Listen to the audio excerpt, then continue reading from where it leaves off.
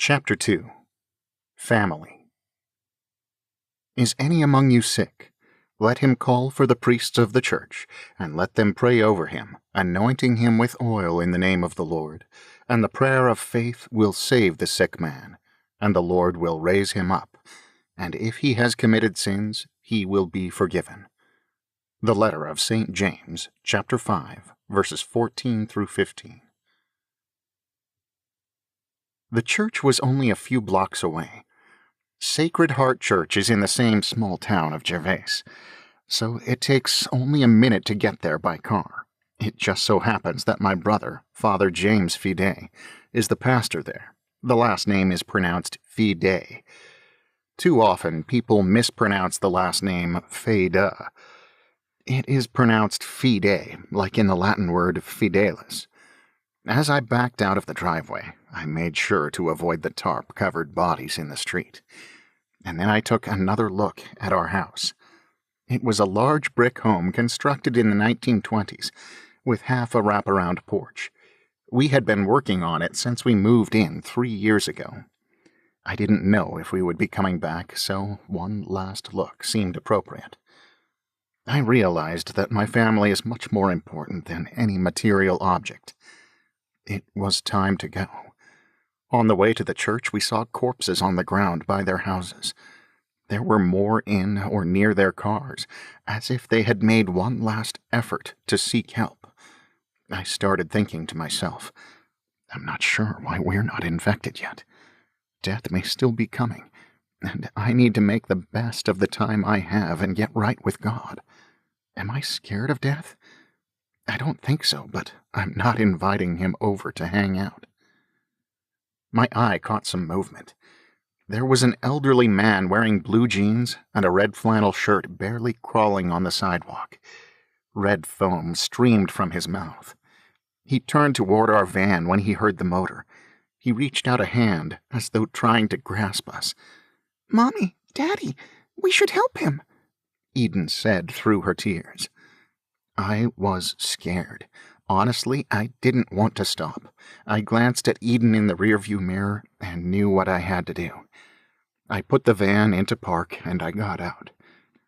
The man convulsed and made a gurgling scream. It was a sickening scream of terror and desperation squeezed into one sound. As I approached him, he slumped down on his face with his arm extended before him, deathly still. A puddle of chunky red foam slowly oozed out of his mouth. Holes had been worn into the sleeves of his shirt as he had crawled along seeking help. I poked his side with the toe of my shoe to see if he would stir. I backed away, slowly, and turned. Suddenly, he grabbed my ankle with force. Laura and the kids echoed my scream. The man lifted his head slightly and tried to say something before he really did succumb to death. I quickly pulled my leg free and shuddered as I got back into the van. Laura and the kids were crying. I tried to reassure them, but there were no words. "I'm sorry, I can't. I put the van in drive and drove another block to the church. Sacred Heart Catholic Church and grade school were now in front of us. There were bodies everywhere. It was as though they had gathered hoping that somehow death wouldn't find them there at the house of God. It seems we all had the same idea. I was very thankful that it was summer and the school was closed for the season. I'm not sure that I could have handled seeing the bodies of a bunch of grade school kids. Nonetheless, there were a few children scattered among the dead. Cars were parked every which way. The owners were obviously panicked as they got there. Some of the bodies were in the grass, some were near the entrance of the church, but it appears that most had made it into the church before they had died. It was too much to take in. Words cannot describe the emotional impact of it all. We all just stared for a while. I wanted to check if my brother was still alive. With all the bodies scattered around, the chances didn't seem good. I said to Laura, "I'm not sure that I can do this." Laura said, "I can go if you like." I looked at her and said, "Really?" She tried to smile and said, "No, I can't either." I looked at her. I have to know if my brother is alive. I willed myself to get out of the van. It seemed like I had to command my hand to open the door. I had to command my leg to slide off the seat. But once I got moving, it was easier. I had to walk around the bodies of friends and people that I knew, and I stepped over puddles of red foam. As I worked my way to the entrance of the church, I could tell that I was still shaken from the dead man on the sidewalk a block away. My heart was beating furiously in my chest. I had the irrational feeling that the bodies were poised to reach out and grab me. Images of zombie horror films came to my mind. Only one of the doors to the right did not have a body leaning against it. I closed my eyes as I opened the door. Thank God it isn't locked. Immediately, the smell of vomit overcame me. It was potent in the enclosed space. Pushing my way back out the door, I ran to the grass near the door of the church and I threw up. Thankfully, what came out wasn't red or foamy.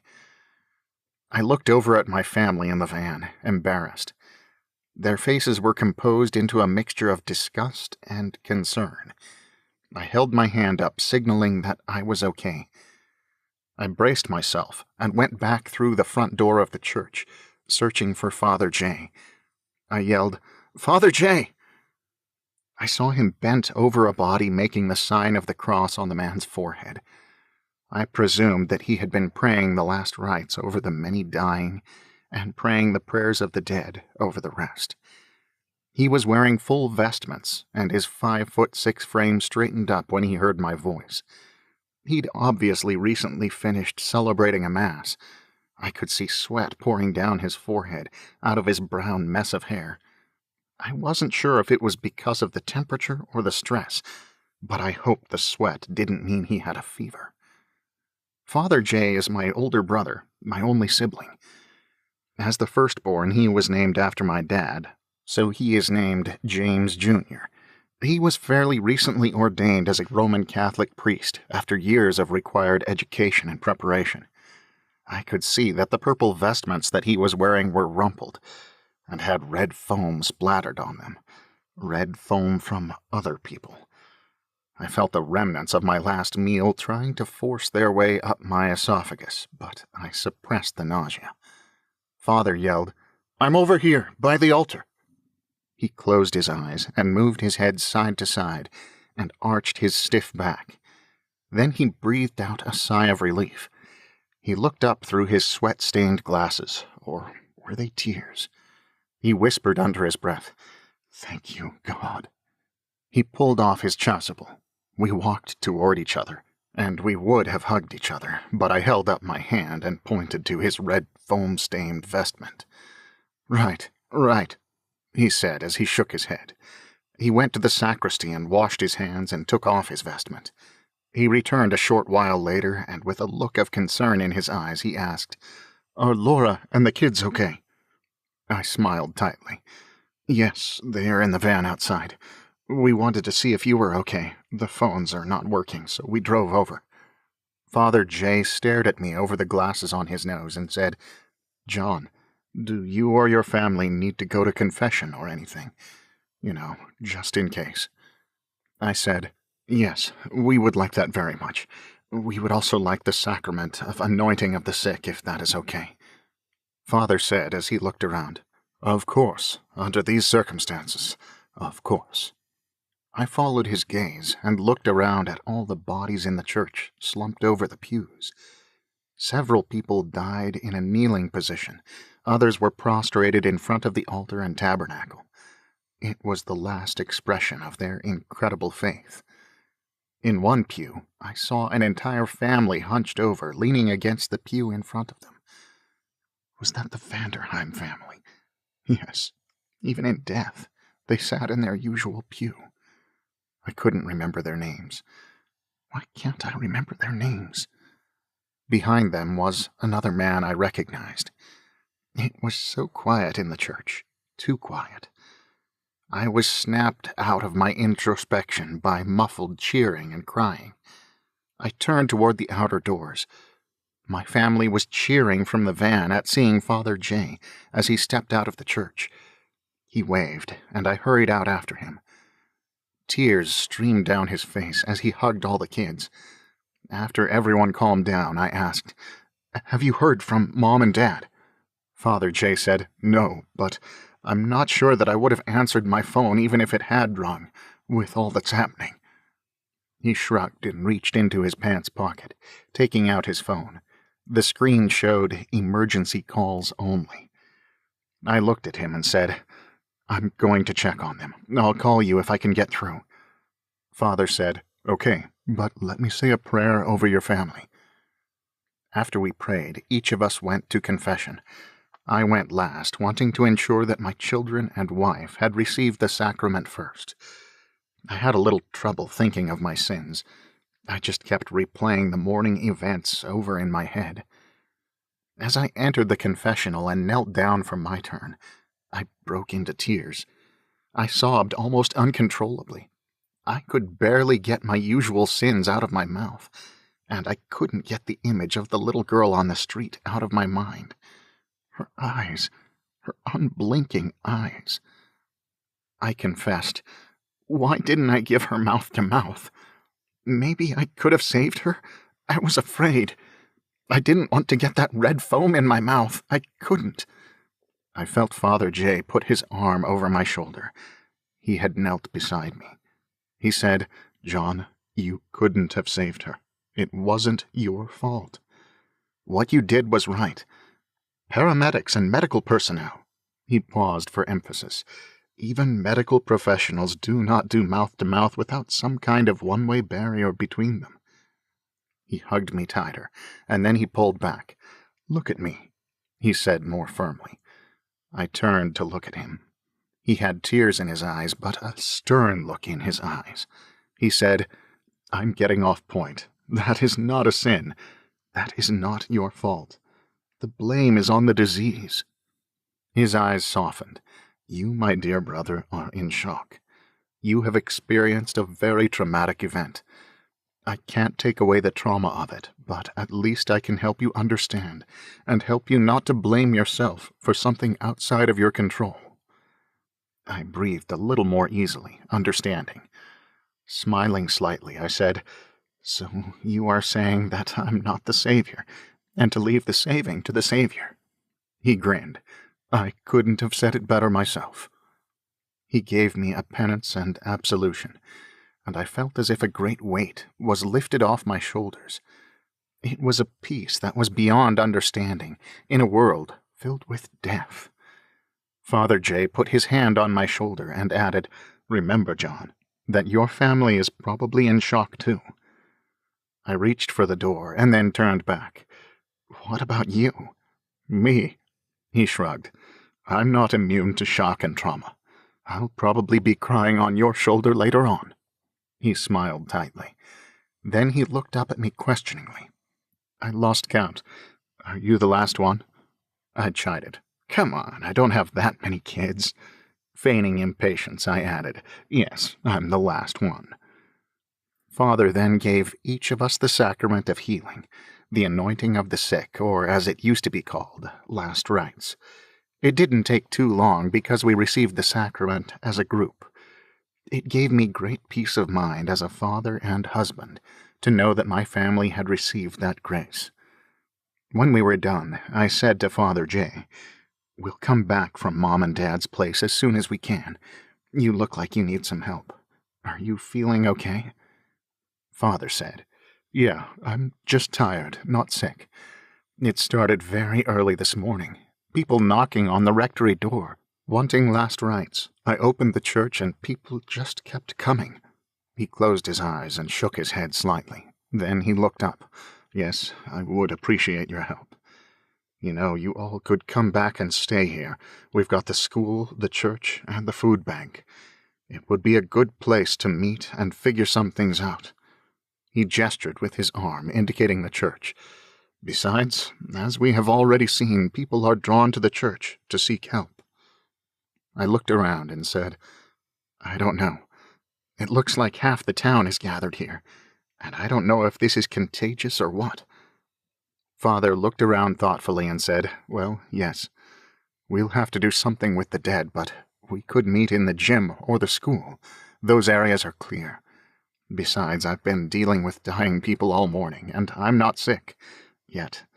And you aren't sick either. Maybe it's a genetic thing? I don't know." I looked back toward the van. I don't know what's going on either. I'll see if some of the other family members, that is, if they are alive, want to come back here. It would be good to be together. We loaded my family in the van, and I started it up. I thought about checking on the rest of the family by myself, but leaving my wife and kids alone was out of the question now. Can I keep them from seeing bodies of loved ones? Father J would not leave the church now. He had the dead to attend to, a lot of dead.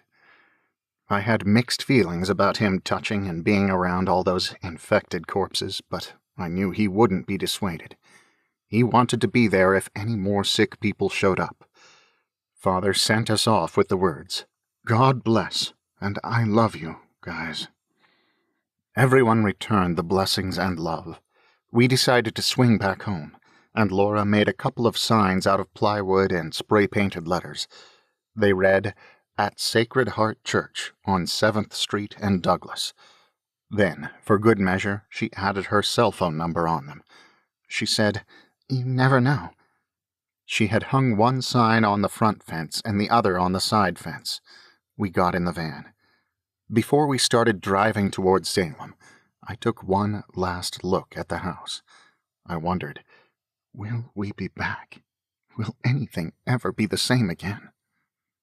We drove in silence as we passed wrecked or abandoned cars or bodies along the way. Among the abandoned cars, I saw a police cruiser and a fire truck, and unfortunately the bodies of those emergency personnel assigned to them. Fortunately for us, most people seemed to have had the presence of mind to pull over to the side of the road when they were too sick to continue driving. I looked up at the sky and thought, how can the sky be clear? How can the sun be shining? I wanted the world to reflect the darkness and uncertainty that I felt inside. Laura's cell phone rang. We all jumped at the sound. She looked at the caller ID. "It's my mom and dad," she said, and with tears of joy she greeted them. After a short time of listening to Laura speak to them, it became clearer that they hadn't caught the virus. I said to her, "Tell Phil and Karen hi for us." Philip and Karen McHale live about 30 minutes away from us, which has always been a blessing. They come from good Irish stock, which perhaps explains the reddish tint to Laura's hair. The McHales have always been willing to take their grandchildren for a sleepover and to help out in any way they can. There is that cultural stereotype of the in-laws disapproving of the man who married their daughter, but it has never been that way with us. I have always felt welcome in their family. I was glad that they were alive. Laura told them about our plan to meet up at the church in Gervais. They agreed and said that they would bring their large recreational vehicle. Laura's mom told her that they wanted to stop at the house of their son Eli and check on him and his family. I handed my cell phone to Isaiah, my oldest, and told him to keep trying to call Grandma Victoria and Grandpa Jay, my parents, until he got through. Isaiah started dialing. I was happy that at least one branch of the family tree seemed to have survived. It was time to check on the other branch. My family is from good German stock, near as we can figure. This is perhaps surprising with a name like Fide. There must have been an Italian in our ancestry somewhere. Anyway, no one has really done much work to trace the family history back more than a few generations. I wondered if our family tree would survive. "We're almost at Mom and Dad's place," I said. It was a 15-minute ride from our house in Gervais to theirs in Kaiser when there wasn't much traffic. There wasn't much traffic. Laura had finished talking to her parents and tried several times to get a hold of one of her sisters. "The lines are still busy," she said with frustration. I said under my breath, "With the number of people dying, the lines will free up shortly." We finally turned the corner street to my parents' house. We pulled in front of the driveway. "No!" I shouted. There was a dead man lying at the front door of the house. Laura looked over and started to cry. I was sure the body was my dad's. I jumped out of the van and ran over to the body. I slowly rolled the body on its side and, with relief, realized that it was not my father. Then I heard a gun cocking and a voice on the other side of the door. My dad yelled, "Get away from the door! I will kill you!" I backed away and said, "Dad, it's me, John." I heard my mom say, "It's Johnny. Put the gun down, Jay." Then I heard an electric drill pulling out screws from the makeshift boards on the inside of the door. I heard my mom's voice on the other side of the door. "Hurry! We need to see if they are okay." "Victoria, I'm going as fast as I can." Then, with the cracking sound of splintering wood, the door opened. I rolled the body onto the grass. Then I looked up. It was a comforting sight to see my dad there, imposing with his blue sleeves rolled up over his large forearms, holding the drill in his right hand. His unkempt silver hair hung down just over his kind brown eyes, and a ready smile was surrounded by gray facial stubble. My mom was just behind him, holding his arm. She was a jumble of colors compared to my dad, wearing her favorite dark blue pants with some kind of flower stitching on them, and she was wrapped up in a warm, multicolored sweater. I could tell that she wanted to push her petite frame past my dad, to run out to embrace the grandkids. It was perhaps only the body on the ground that stopped her. I marveled that somehow her hair remained dark brown, with only a few stray gray hairs, a stark contrast to my dad's unruly mop of gray. She finally did get the courage to slip past him, as a multicolored flash zipped by me.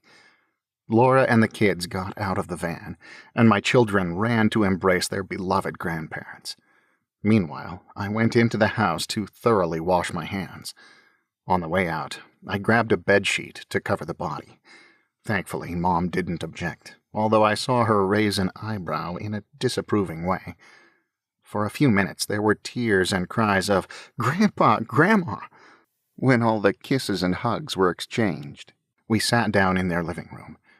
The kids surrounded my mom and dad on the couches. They all wanted to keep snuggling their grandparents. Mom and Dad didn't mind at all. I said, "Father Jay suggested that we all stay at the school and church. It has food, shelter, and we would all be together." Mom and Dad both said, "Oh, thank God that he is okay, too." Dad said, "So you saw Jamie? I mean, Father Jay?" Laura said, "Yes, we were just over there. He's okay, but a little overwhelmed with so much death. There are bodies everywhere. In the church, on the grass outside the buildings, in the parking lot. He needs help, and he recommends that we gather there." Mom looked at Dad and said, "Sounds good to me, just as long as we're together." She paused a moment and said, "The news reports said this plague is worldwide. The news reports are conflicting. Some think it started over in China or Russia. Then it seemed to spread to Europe a few hours later. Others say that it started here in the U.S. Dad grabbed Abigail and set her on his lap and said, "You're the only family or people we've seen that are healthy besides me and Victoria." Abigail just smiled and hugged her grandpa with all her strength. Then Dad told us about the body by the door. The man was their neighbor, Ralph. He and Mom had been watching the news all night and had heard someone at the front door. They were already scared from watching the news. Going to the door at 3 a.m. was not something they wanted to do. Dad had yelled, "Who is it?" But the knocking became hard and intense. Someone was making some kind of screaming noise, but they couldn't make out what he was saying. The pounding on the door became so intense that the door started to crack. So Dad had run to the door to brace it with his body. He had looked out the peephole and saw that it was his neighbor Ralph. He told Ralph to stop, but Ralph kept pushing and beating on the door. Mom got a chair and propped it under the knob. Dad had yelled for Mom to get his gun. Mom ran into the closet and grabbed the .30-06. With his back against the door, he loaded the rifle and then fired a warning shot at the edge of the door. "In hindsight," he said, "that might not have been my brightest idea." I looked over at Victoria, and she had her hands over her ears. Then suddenly all the sound had stopped except the ringing in their ears. Dad had looked out the peephole again, and Ralph was lying motionless in front of the door. So Dad had cautionedly opened the door. Ralph had the same signs as the others on the news.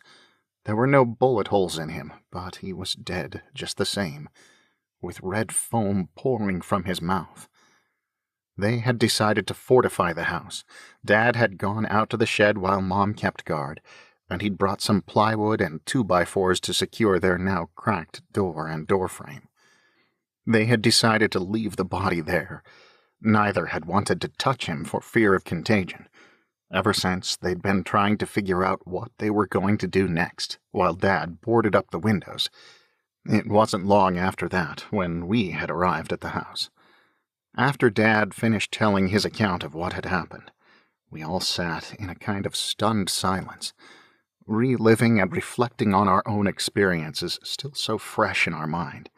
Then Laura and I filled my parents in on what had taken place in Gervais. In the middle of telling them our adventures, my mom gestured toward the landline and said, "I tried calling my mom and my sisters and brother, but there was no answer. And now there is no dial tone. I couldn't get through to you or Father Jay." Laura said, "Yeah, the phone service has been sporadic at best. For some reason, our family has not been affected by this sickness. I've talked to my parents, and they are okay so far. That means John, me, our 7 kids, you guys, Father Jay, and my mom and dad are all okay."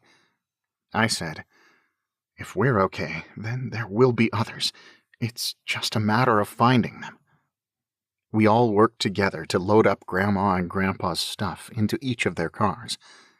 I called Father Jay, and thankfully the call went through. I told him about our parents being okay. Mom and Dad both got to talk to their son, the priest, for a while. They looked relieved. As we were getting into our vehicles, my mom asked, "Shouldn't we bury Ralph?" I looked over at the sheet-draped body and said, "Look, Mom, I want to show the proper respect to the dead. I really do. But if we stop to bury every corpse that we see, we won't be doing anything else. I want to spend my time with living." She nodded. "But," I added, "we can probably at least put him back in his own home." Dad and I covered our mouths with some makeshift masks, put on some disposable nitrile gloves that Mom had under the kitchen sink, and moved Ralph's corpse back into his own house. After we deposited the gloves in the trash and washed our hands, we got into our vehicles and began the trip back to Gervais.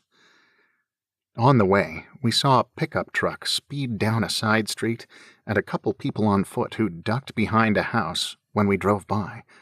The survivors were scared. I was wondering how we would survive, if indeed we would survive.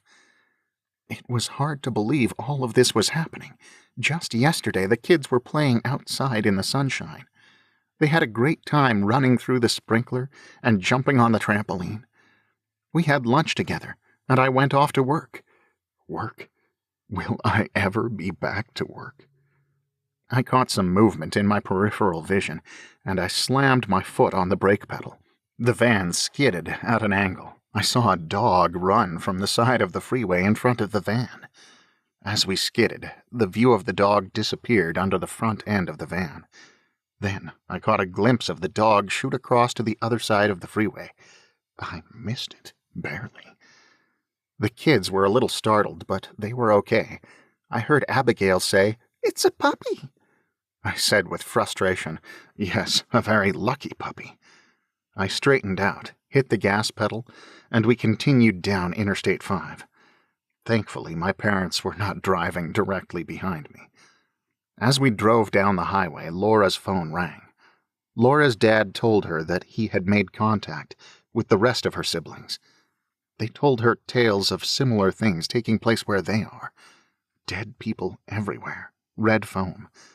They were okay, but just as freaked out as the rest of us. Laura's brother Eli, his wife Leah, and their young son Conrad were going to meet at the state capitol in Salem. It was going to happen in an hour, and they were hoping to find out more information. Apparently, Laura's youngest sister, Hannah, and her family were already there. Laura's father, Phil, said that they were going to help her other sister, Chloe, and Chloe's husband, Jared, to pack. They would all meet us at the church. I was happy to hear that so many of Laura's extended family were okay. It was a great relief and boon to my sinking spirits. I called my dad on his cell phone and told him about the meeting at the Capitol building. Dad said that he wanted to hear the plans that the government had come up with. Then he slowed down and did a U-turn. Mom pulled her car to the side, and I followed. Dad pulled up next to me. Over the top of his car, I could see a motorcycle on its side, near the center divider. The unmoving driver was slumped down next to it, with his back against the guardrail. I couldn't see his face because the inside of his visor was covered with red foam. I got out of the van to talk with my parents. My parents joined me in front of the van. Dad said that he would try to find other members of the family or friends at the meeting. Mom started to object, but Dad put his arms around her and said that he would be careful and that he had his rifle if things got ugly. Then he looked at me and Laura and said, "You two need to protect my grandbabies. I'll be back in a few hours." Dad kissed everyone goodbye, and then he made his way to the Capitol. We watched as he drove out of sight on the wrong side of the freeway, against traffic, if there had been traffic. I guess he figured in light of the current circumstances there was no need to worry about oncoming cars. I couldn't help but feel a sense of dread at the separation. My mom got back into her car, and Elijah, my 6-year-old, asked, "Can I ride with Grandma?" I began with my usual line, "Honey, Grandma doesn't have a car seat." Then I looked around at everything that had taken place, and I realized that car seats were the least of our problems. "Sure, Elijah, you can ride with Grandma." With a big grin, he ran to the passenger side of my mom's car and got in. Then Laura and I and the rest of the kids got in the van, and we continued back to Gervais. I drove the speed limit out of habit while Laura tended to our youngest. I could see my kids in the rearview mirror. I wondered, what is going to happen to them? What would happen to us all? But I couldn't dwell on that right now. All of a sudden, I noticed in the rearview mirror a couple of growing dots on the freeway behind us. They materialized into cars driving very fast. I veered to the right lanes of the freeway. Thankfully, my mom had the presence of mind to do the same, and a blue minivan flew by us, followed by a red Honda Civic. They seemed to be going at least 100 miles per hour. The back windows of the minivan were broken out, and I could see that someone in the rear had a rifle pointed out the back window, presumably toward the car that was chasing them. But when I saw the rifle, I turned my head and yelled to my family, "All of you get your heads down now!" I ducked down but kept my eyes on the cars. I could only see the silhouette of the driver through the side window of the car, but more noticeable was the fact that his left hand was sticking out the window holding a pistol aimed at the minivan. I could hear the reports of his pistol as he fired at the minivan. I think the driver of the car looked over at us as he passed, because then the little Honda swerved in a zigzag and one of the tires blew out. The little car careened off into the guardrail, and with the sound of scraping metal, I watched in horror as pieces of debris flew off the car. Metal and plastic crunched as the little car flipped and then rolled several times. It then slid several yards on its top before it came to rest in the fast lane. The blue minivan had never slowed down and was out of sight in a few seconds. I was shaking a little, perhaps from adrenaline, or perhaps from shock. I drove toward the flipped car. A couple of my kids were crying, probably because I had yelled, but Laura was quieting them down. As we slowly drove, I could hear the tires of our van crunching the small fragments of bumper, glass, and other bits of the car. I slowed down more as we passed the car, but there was nothing left that was recognizable of the car or the person driving it. I could smell burning plastic, steaming radiator fluid, and raw gasoline. Fluids were dripping on the ground from the smashed front end. There was no point in stopping now. The mangled remains of the person who had been driving were hanging halfway out of the car. He was dead. I wanted to say a prayer or something for the person in the car, but I had no words. I just stared as I drove by and mentally entrusted him to the hands of God. Laura gently put her hand on my arm. "We need to go," she said. I sped up and kept checking the mirrors every couple of seconds. Mom and Elijah led the way as we drove another 15 minutes. The blue minivan was stopped at the top of the next exit. The engine compartment was smoking, but I saw no flames. We could see and smell acrid smoke, and it was a good guess that the engine had seized up. Apparently, its little engine wasn't built for extreme speed. The people were no longer in the vehicle. We quickly passed it. Laura comforted the kids along the way, and finally we arrived at our new home base, Sacred Heart Church. As I looked at the front of the church, it was clear of bodies. Apparently, Father Jay had been busy moving the bodies. From the trails of red foam, I could see that he had dragged the bodies around the side of the church to the grassy area between the church and school. There was a single dress shoe lying on its side, where the concrete transitioned to the grassy lawn. Father Jay came around the corner wearing his alb.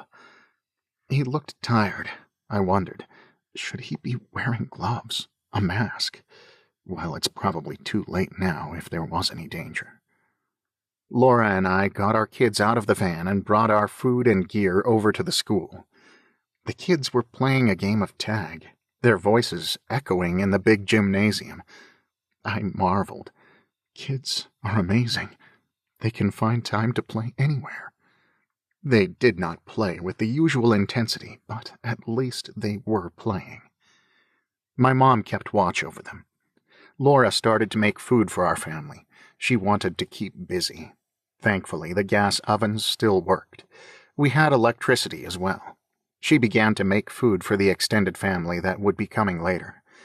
My adrenaline levels finally dropped, and I went into the church to see what I could do to help. Father Jay looked over at me as I walked in and said, "We are going to have to find a way to bury them properly, or maybe it would be better to burn the bodies. I'm not sure." I put my mask over my mouth and nose, donned some disposable gloves, and offered to help my brother carry corpses out of the church. My brother looked at my gloves and mask. Then he looked down at his vestment stained by red foam. Looking up, he said, "That's probably not a bad idea, but I've already had this much contact." He shrugged his shoulders. "Well, I'll clean it off later." I helped him carry more of the bodies that were in the church out the side door to the rosary garden that is tucked back between the church and the school. We made use of it because it was closer than the grassy area with the other bodies. Father had made 4 neat rows of bodies. I'm not sure how many bodies we moved, but they seemed to get heavier and heavier. Father Jay was stumbling and breathing hard. I could see he needed to rest. "Look, Jay, this can wait a little while. You need a break," I said as we set down the body of a woman whom I recognized but couldn't remember her name. My brother said, "You're right. I'm tired. You know what? She was the last one to go. I thought maybe she would pull through. I anointed her, and I thought maybe God would perform a miracle and let her live, but it wasn't his will." He rubbed his head absent-mindedly and looked around at all the bodies scattered throughout the garden. "I don't know what is happening." I didn't know what to say. Father Jay walked back into the church and plopped down in the front pew and let his hands drop to his sides. He closed his eyes and said, "I'm just going to sit here and rest for a little bit." I nodded and turned my head to listen. I heard the sound of motors from some kind of vehicles in front of the church. I went outside. Phil and Karen, Laura's parents, had arrived in their motorhome. I could see Jared and Chloe Percy following in their little red Toyota. Chloe is Laura's sister and Jared is her brother-in-law. Phil stepped out of the motorhome and grinned at the grandkids. He towered over them with his 6'5" frame. He was wearing his tan golf shirt and golf pants. Karen came around the other side with her arms out toward Laura. She was wearing light blue pants and a checkered shirt. We all greeted one another. Laura walked toward the school with her sister, Chloe, and her mother, Karen. The three women chatted as they walked. Somehow, because of the mysteries of genetics, Chloe ended up with black curly hair and was about 3 inches taller than her reddish-brown-haired sister. Jared Percy, who was Chloe's husband and Laura's brother-in-law, walked with me over to the church, asking if he could help. I looked up at him thinking, why is everybody in Laura's family so tall? Jared was built like a basketball player. Well, anyway, a short one by today's standards. I said, I hope those are your work clothes because we need to bury all these people. I watched Jared as he stood in the middle of the church. He turned around 360 degrees. The only sound heard for a moment was the legs of his blue jeans rubbing together as he spun. He said, there's got to be close to 30 bodies. People. I said, yep, and there are more in the Rosary Garden. I think we should clear these people out, and then let's go down the street to the city's maintenance yard to see if we can find some machinery to help bury them. Jared saw my brother slumped in the front pew, hands limp at his sides, with his eyes closed, and the red foam that had stained his alb. Jared looked at me with true concern in his eyes and said, John, I'm sorry, I didn't. I laughed. I couldn't help it. No, it isn't that. He's just tired. Father J twitched a little bit, as if to confirm that he was indeed alive. Jared looked relieved. Then Jared turned toward the tabernacle and genuflected, made the sign of the cross, and said, well, that's something good in the midst of all this. He shrugged his shoulders, unable to think of an appropriate word. Then he rolled up his sleeves, and I pointed him to a box of disposable gloves at the entrance of the church. It was back-breaking work, made more difficult by the need to navigate the pews in the church, and dead weight is tough to move around. But with Jared's help, we finished up the work. He rolled his shoulders back a couple of times and said, let's go to the maintenance yard. Father J got up with a groan and said, I'm going to take a shower, and then I'll continue disinfecting the church. I'll see if I can get Chloe and Karen to help you, I said. After throwing his gloves in the trash, Jared pushed his way through the front doors of the church and headed for his car. I thought, this is good. We're together. We're forming a plan. I felt hope start to rise in my heart.